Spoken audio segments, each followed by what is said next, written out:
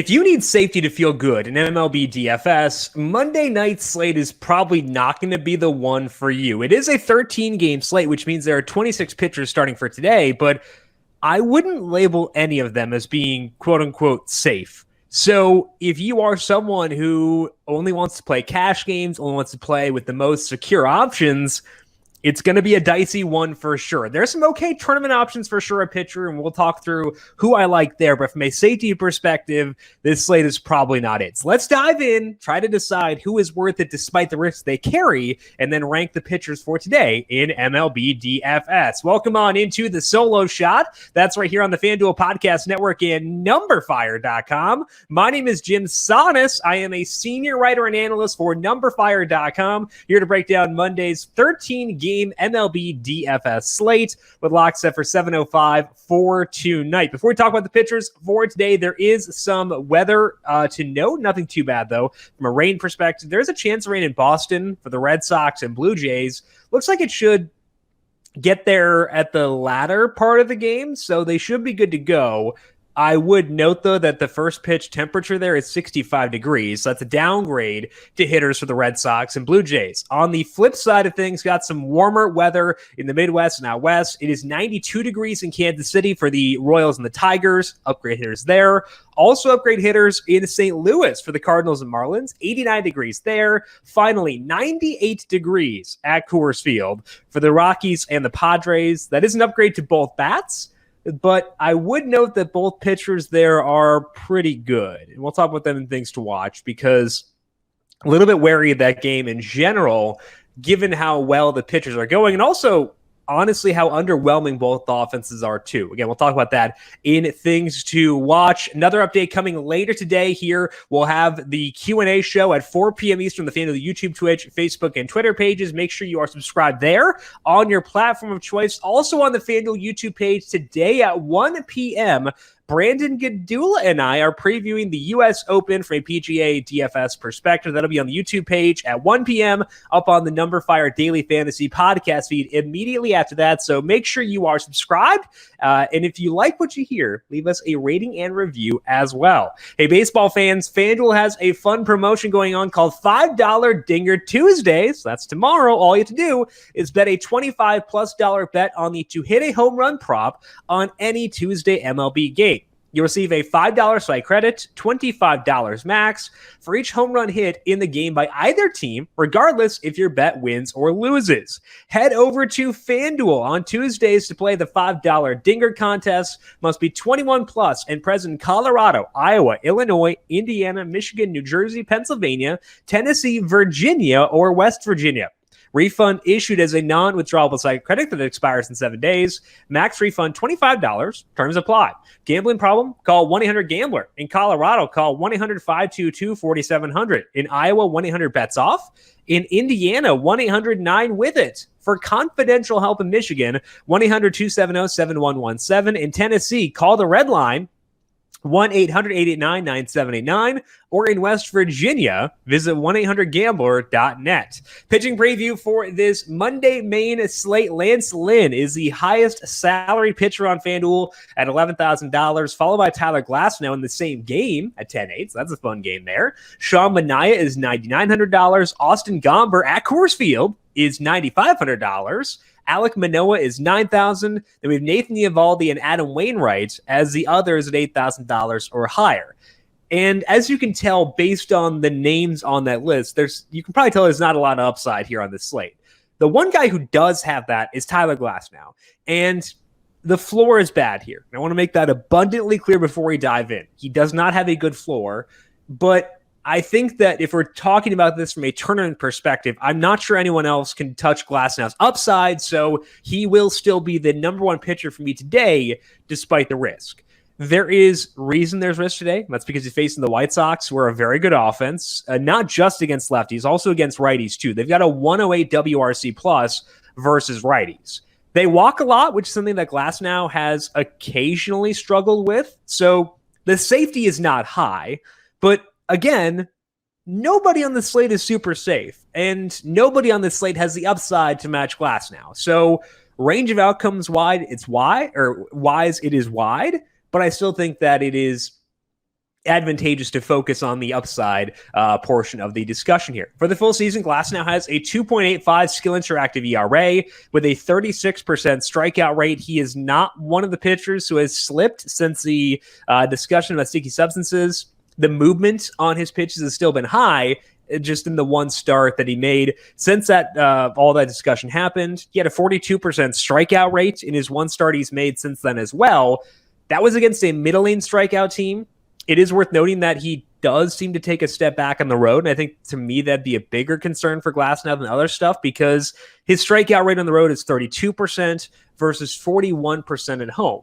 So it's not a perfect situation. I wouldn't label it as being a good situation either. Like if we had a viable solution elsewhere, I would go there because I have plenty of concerns around Glasnow. But I do think, again, that from a ceiling perspective, I'm not sure anyone can really touch Glasnow, and that matters a lot. So I will be going here despite the risk for Glasnow. I think it's worthwhile. I would not go here for cash games. We'll talk about that in a second. We'll see how things work out. But I think Glasnow for tournaments is the number one pitcher for tonight. The number two guy, and the place I would turn for cash games, is on the other side of that game in Lance Lynn. Lynn is inconsistent, and his strikeouts haven't always been super high, which is why I favor Glasnow for tournaments. But Lynn's results are hard to ignore, and I think that does matter quite a bit for cash games. You're not expecting a deviation from that. For the full season, he has a 1.23 ERA with a 28% strikeout rate. Both those numbers are excellent. The problem is that he's had some weird starts recently where the strikeouts haven't been there. He's been leaning more on his cutter over his past 5 starts, and it hasn't led to the best strikeout numbers, a 24% strikeout rate in that time. He had just 2 strikeouts in one of those starts. He had 4 in another. And when you're paying $11,000 for a guy, that's pretty frustrating. There has still been some good games in there for Lynn, though. He had 9 strikeouts against Toronto last week. They're a very tough matchup. The Rays are tough, too, the team he's facing today. They have a 113 WRC plus versus righties. They draw walks. They can hit for some power, but they will strike out. They have a 26% strikeout rate versus righties. I think that is enough to elevate Lynn into being a consideration here and being the number 1 tournament arm or number 2 tournament arm behind Tyler Glasnow. And I think for cash games, you go Lance Lynn. You take the guy at home, take the guy with the really good results this year and decent peripherals, and take that good median projection. The median projection for Lynn probably better than the median for Glasnow. But I want the 80th percentile outcome, and I think that favors Glasnow over Lynn. So for cash games, I go Lance Lynn. For tournaments, I favor Glasnow. I think I just said that that Glasnow's 80th percentile outcome is better. Either way, I meant to say Glasnow's 80th percentile outcome is better. So for tournaments, give me Glasnow. For cash games, give me Lynn. Either way, hopefully the under hits in this game because I would like this game to be low scoring. It's a question about upside, which is why I favor Glasnow in tournaments, but Lynn is good for cash games. And then a secondary option for tournaments. If we're looking for a value arm for today, it's going to be a guy with a 5.75 ERA. Again, risk does not exist, or safety does not exist in this slate. And that shows you how rough the player pool is for tonight. But that guy's Brad Keller, and he's been making some strides recently. So I'm willing to use him here at $7,500. Keller is facing the Tigers, which is a decent part of this here. They have a 90 WRC plus versus righties with a 27% strikeout rate, which is tied for the highest mark on this slate. It does help Keller, too, who needs a boost in that department because over his past 6 starts, he's been leaning more on his slider, and it has helped. His strikeout rate in that time is 22%, so that's getting better, but we need it to be even higher. And the matchup can do some of the work there in increasing that strikeout rate. It does help that Keller has been solid outside of the strikeout department. He has allowed just a 20% fly ball rate in this time. He's allowed 1 or 2 runs in half those starts, so it's helped the results as well, despite the high ERA for the season. He has gotten 7 strikeouts twice in that time. It's not a huge number, and it's why I'm not leaping to use him despite the discount, but I think there is enough here to feel okay with him at $7,500. So Keller, among the guys below $9,000, is one I would trust the most, but I think it's a better night to just focus on Glasnow and Lynn, feel good about them, and see what they can do at the higher salaries. Let's talk about stacks for today. Part of the reason I'm okay with them is that stacks are not all that expensive, and the expensive stack I do like has some value plays within it. That is the Los Angeles Dodgers, who are my number one stack for today. They're facing Spencer Howard, who is not the type of pitcher we typically stack against. He doesn't let up a ton of balls in play. He has a lot of walks and a decent number of strikeouts, but the strikeouts aren't too high. And when he doesn't get strikeouts, good things tend to happen for the offense, which puts me on the Dodgers here tonight. Howard has made 3 starts in the big league so far this year. His strikeout rate is 26%, which is higher than what we're usually stacking against. But he has a 5.87 skill interactive ERA with a 21% walk rate. He has allowed a 38% hard hit rate with a 48% fly ball rate. So again, if he's not getting a strikeout, it tends to lead to upside plays for the offense. The Dodgers are not a high strikeout team. They have a 22% strikeout rate versus righties.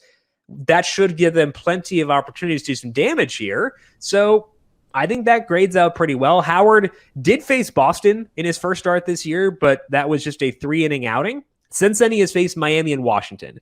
This is easily the biggest test he has faced this season. And I think the downsides in his profile will eventually come back to bite him, which means we should be on the Dodgers for today. I'm going to rank the Dodgers number 1 here. It does stink not to have Max Muncy there because when he got hurt, he was hitting the ball super well. So it's a bummer to not have him, and it does downgrade the Dodgers. But it also moves Gavin Lux up in the batting order.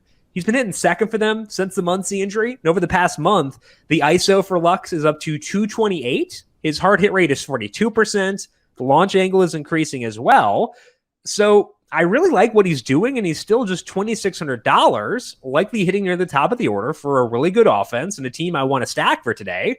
So again, it's a bummer not to have Muncy, not to have Seager at this point. It is a downgrade for the team, but I think it helps that we get a value play near the top, which means we can get to guys like Bellinger and Betts, Turner as well. So I think that the Dodgers worthwhile despite all the injuries they have going on right now. Moving on to our second stack, I want to get to some good weather for hitting for today, which brings us to talking about St. Louis in 89-degree temps for today. They're facing Braxton Garrett, and seems like a guy who will get ground balls in the big leagues, which is no fun for stacking. So we want him in the air, want him hard hit. We might not get that here, but the rest of Garrett's profile, very good for stacking, which does lead us to stacking the Cardinals as our number 2 stack.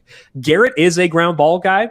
He has a 48% ground ball rate across this year, whether it be in AAA or the majors.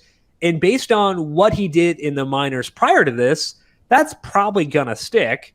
But it's not as if he doesn't allow any fly balls. 48% ground ball rate is higher than you'd like, but not restrictive. And the plate discipline numbers are less flattering. He has a 16% strikeout rate across 7 innings in the majors. It is 24% in 5 starts in AAA.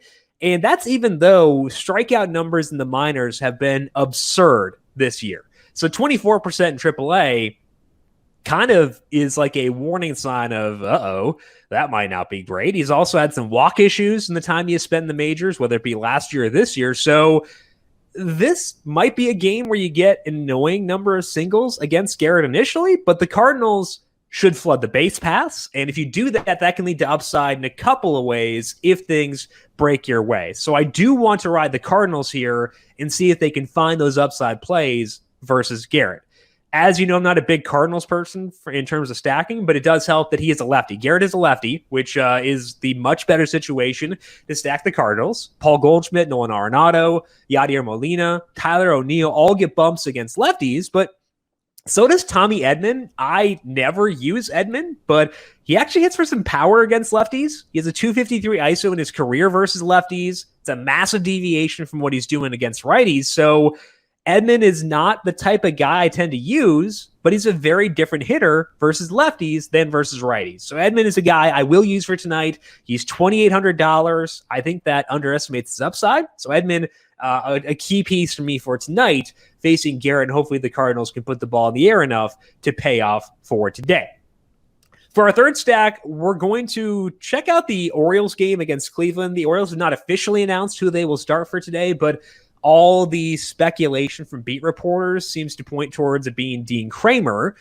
Assuming that is true, I would like to stack Cleveland against Kramer today. Kramer got sent down largely because of his issues with batted balls. Across 9 starts, he had a 48% fly ball rate with a 48% hard hit rate. Those are rough numbers to begin with. Like any pitcher with those numbers would be in a bad spot, but they're even rougher when your strikeout rate is just 21%. That all combined to lead to a 6.87 ERA for Kramer, which, that's why he gets down to AAA.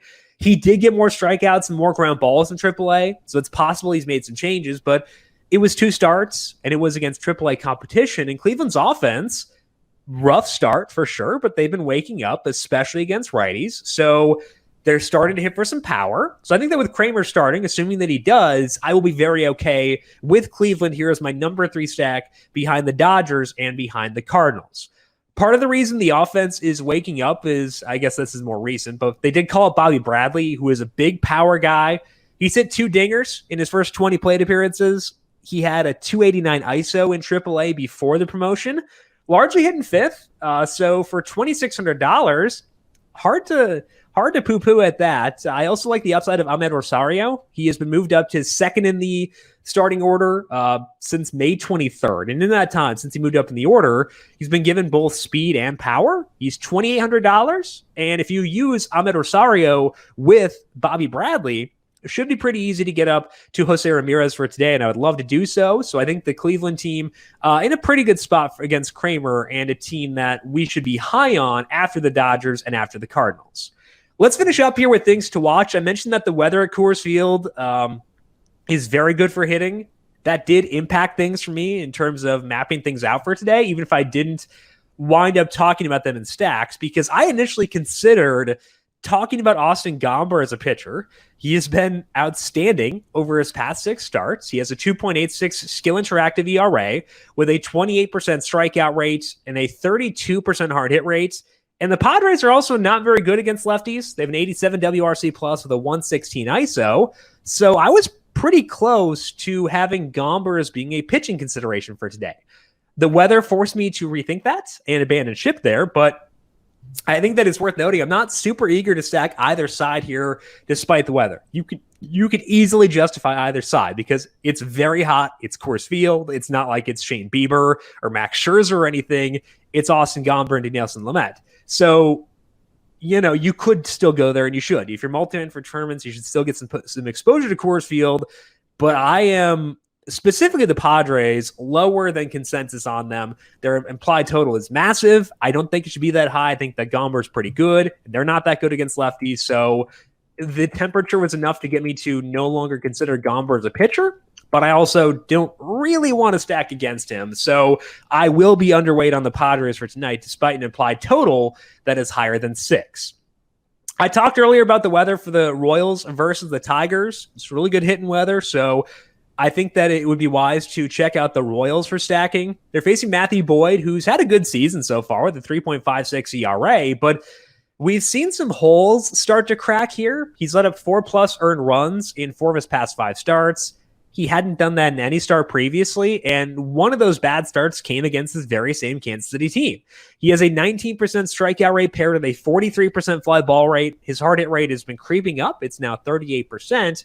So the Royals can do some damage here. I think that they work for additional bats. Specifically, Salvador Perez is someone who I adore using at all times, but against a lefty especially, I think that's a tremendous situation to go towards him. He's just $3,000. You don't get that upside for that salary very often. So Salvador Perez, someone I will be in on today, even if it's just as a one-off. I'm also at least interested in the A's today, despite some really bad hitting weather. It's colder in Oakland, kind of as always. They're facing Dylan Bundy, and I'm not sure why, but his velocity is down over his past 6 starts. His strikeout rate has dipped down to 18%. He has a 42% hard hit rate with a 39% fly ball rate. So he's living pretty firmly in the danger zone. The A's did see him in this span, and they chased him after just 2 1/3 innings when they saw him back on May 23rd. So I think there were some swipes, even in what is a bad park for tonight. So the A's, interesting for sure against Dylan Bundy. Strictly a tournament play because of the bad weather, because Bundy overall is a good hitter or a good pitcher. But I think that for tournaments, I'd be willing to give them some swipes and see what happens.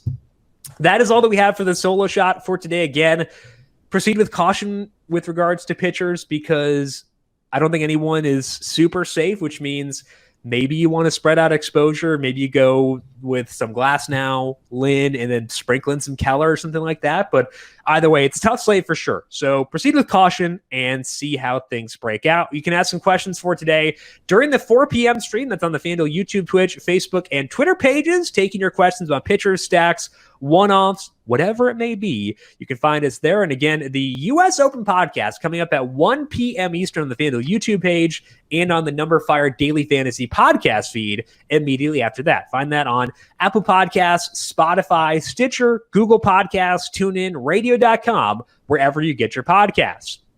If you have questions for me before 4 p.m., I'm on Twitter at JimSannes, JimSannes. You can also follow the FanDuel Podcast Network at FanDuel Podcast. Big thank you to Calvin Theobald, our video producer, for setting up the video broadcast for today. Thank you, Cal, as always. And thank you to everyone for tuning in. Good luck to you tonight. We'll talk to you once again tomorrow. This has been the solo shot right here on the FanDuel Podcast Network.